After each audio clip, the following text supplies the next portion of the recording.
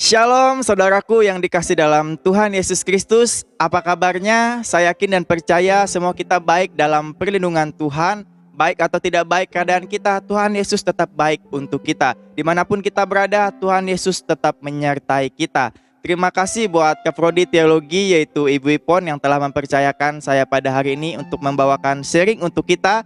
Dan terima kasih juga buat Ketua COF Teologi, yaitu Ajeuda Oro, yang telah mempercayakan saya juga untuk membawakan sharing pada hari ini. Namun sebelum kita masuk lebih dalam, kita bersatu dalam doa. Bapa yang baik, terima kasih atas anugerah-Mu dalam kehidupan kami ya Tuhan. Pada hari ini kami boleh ada, kami boleh sehat, boleh kuat Tuhan. Itu semua karena anugerah Tuhan dalam kehidupan kami yang tak pernah habis dan tak pernah berkesudahan dalam kehidupan kami. Terima kasih Tuhan, sebentar lagi Tuhan hamba-Mu akan membagikan sharing dari firman-Mu ya Tuhan. Engkau memberkati hamba-Mu ini ya Tuhan, Engkau urapi hamba-Mu Tuhan, Engkau suci kuduskan hamba-Mu ya Tuhan, supaya setiap apa yang diberitakan Tuhan, setiap apa yang di-sharingkan Tuhan dapat memberkati setiap orang yang mendengarkannya Tuhan, dan dapat menjadi rema bagi kehidupan kami pada hari ini. Terima kasih Tuhan Yesus, kami berdoa dan mengucap syukur. Haleluya, amin. Shalom saudaraku yang dikasih dalam Tuhan Yesus Kristus. Pada kesempatan kali ini kita tetap membahas mengenai disiplin penyembahan. Nah, saudaraku yang dikasih dalam Tuhan Yesus Kristus, di sini dalam tema kecilnya itu adalah pemimpin penyembahan. Nah, kalau kita berbicara mengenai pemimpin penyembahan, saya mau katakan bahwa Tuhan Yesuslah adalah pemimpin penyembahan kita. Kenapa demikian? Karena Dia adalah pemimpin setiap kita. Setiap orang yang melayani Tuhan, Tuhan Yesus adalah pemimpin kita. Baik kita menjadi pengkhotbah atau kita menjadi worship leader, sebagai penyanyi, singers, baik kita menjadi pemain musik atau kita menjadi pendoa atau yang bernubuat dan lain sebagainya. Setiap aspek dalam kehidupan kita, setiap orang yang melayani Tuhan, itu adalah Tuhan Yesus adalah pemimpin kita. Maka dari itu saudaraku, saya mau katakan tidak ada kesempatan lagi untuk kita sombong. Apa yang kita sombongkan dalam kehidupan kita, semua adalah milik Tuhan gitu. Tuhan adalah pemimpin kita. Tidak ada kesempatan, tidak ada peluang lagi untuk kita bermegah dalam kehidupan kita. Karena yang punya semuanya adalah Tuhan Yesus. Tuhan Yesus adalah pemimpin kita. Maka dari itu kita butuh hikmat, kita butuh Tuhan Yesus yang akan memimpin setiap langkah-langkah kita. Baik kita sebagai pelayan Tuhan, Tuhan akan menjadi pemimpin dalam setiap langkah kita, dalam setiap tutur kata kita. Mungkin kalau kita berkhotbah atau kita bernyanyi, Tuhan akan menuntun kita, akan membawa kita untuk masuk lebih dalam lagi untuk menyembah Dia. Nah, maka dari itu pada hari ini kita berbicara mengenai pemimpin penyembahan. Nah, kalau sebagai worship leader, nah itu kita butuh pemimpin, yaitu Tuhan Yesus Kristus. Tuhan yang akan memimpin kita. Atau kita sebagai orang yang melayani Tuhan, siapapun yang melayani Tuhan dalam bagian apapun, Tuhan adalah pemimpin kita. Richard J. Foster dalam bukunya mengatakan demikian, tidak ada yang lebih menghidupkan daripada khotbah yang diurapi Roh Kudus, dan tidak ada yang lebih mematikan daripada khotbah yang bersumber pada hikmat manusia. Wow, luar biasa sekali dari tulisan Richard J. Foster ini dalam bukunya. Jujur ini sangat memberkati saya secara pribadi dan akan sangat memberkati juga buat saudara sekalian ketika kita membacanya. Di sini Richard J. Foster, saya ulang lagi, Richard J. Foster mengatakan, tidak ada yang lebih menghidupkan daripada khotbah yang diurapi Roh Kudus, dan tidak ada yang lebih mematikan daripada khotbah yang bersumber pada hikmat manusia. Wah, luar biasa sekali saudaraku yang dikasih dalam Tuhan Yesus Kristus. Ternyata sebuah pelayanan yang diurapi itu sangat penting dalam kehidupan kita. Khotbah yang hidup itu adalah diurapi oleh Roh Kudus. Makanya dari itu kita sebagai pemimpin penyembahan atau kita sebagai orang yang melayani Tuhan, kita membutuhkan Roh Kudus dalam kehidupan kita. Baik kita sebagai pengkhotbah, penyanyi, pendoa dan lain sebagainya. Setiap orang yang melayani Tuhan, kita membutuhkan Roh Kudus itu, pribadi Roh Kudus itu hadir dalam kehidupan kita supaya Dia memimpin kita dalam setiap aspek kehidupan kita. Makanya dari itu di sini dikatakan Richard J. Foster, tidak ada yang lebih menghidupkan dari khotbah yang diurapi Roh Kudus. Wah, tetapi khotbah yang berasal dari pikiran kita, berasal dari hikmat manusia, itulah khotbah yang mati, khotbah yang hampa.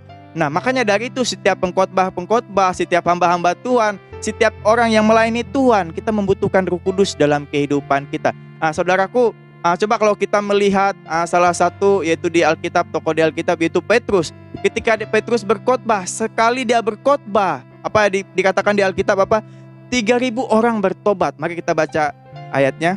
Kisah Para Rasul 2 ayat 38 mengatakan demikian. Jawab Petrus kepada mereka, bertobatlah dan hendaklah kamu masing-masing memberi dirimu dibaptis dalam nama Yesus Kristus untuk pengampunan dosamu, maka kamu akan menerima karunia Roh Kudus. Dan ayat 41 mengatakan, orang-orang yang menerima perkataannya itu memberi diri dibaptis, dan pada hari itu jumlah mereka bertambah kira-kira 3.000 jiwa. Nah, saudaraku, ini adalah salah satu peristiwa kalau kita melihat Petrus saja, kalau sekali berkhotbah 3.000 yang bertobat. Nah, mengapa demikian? Ya karena dia mengandalkan Roh Kudus, dia mengandalkan Yesus itu, dia mengandalkan Roh Kudus dalam kehidupannya. Saya mau katakan begini buat saudaraku, ketika kita berkhotbah, siapa yang akan membuat hati orang tergerak? Ketika kita mengundang orang untuk beribadah, siapa yang bisa membuat dia beribadah tanpa harus terpaksa? Ketika kita suruh orang bertobat, siapa yang menggerakkan hatinya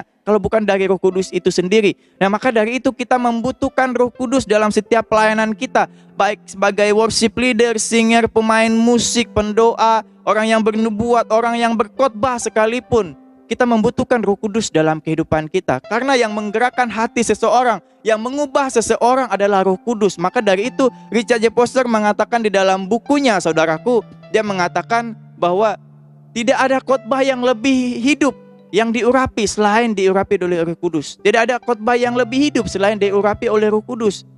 Makanya dari itu khotbah yang di luar dari Roh Kudus, khotbah yang tidak mengandalkan Roh Kudus, itu adalah khotbah yang mati. Makanya dari itu kita sebagai pelayan Tuhan, kita harus membutuhkan Roh Kudus dalam kehidupan kita. Biarlah dia yang akan memimpin kehidupan kita. Setiap perkataan kita dapat mengubahkan orang lain. Apa gunanya khotbah kalau tidak membuat orang berubah? Apanya gunanya kita melayani Tuhan kalau tidak membuat kehidupan orang lain dan kehidupan kita menjadi semakin dekat lagi kepada Tuhan? Maka dari itu, ini renungan firman Tuhan ini, sharing pada hari ini, biarlah dapat menjadi rema bagi kehidupan kita. Kalau kita melihat kehidupan Petrus, sekali Petrus berkhotbah, 3.000 orang bertobat. Siapa yang membuat orang bertobat itu? Siapa yang menggerakkan hati mereka untuk bertobat? Kalau bukan dari Roh Kudus itu. Makanya dari itu, kalau kita sekali berkhotbah atau kita 3.000 berkhotbah, satu pun belum tentu ada yang bertobat. Saya tidak menghakimi kita. Ini adalah menjadi sebuah peringatan untuk kita. Ternyata sekali kita berkhotbah atau 100 kali kita berkhotbah, belum tentu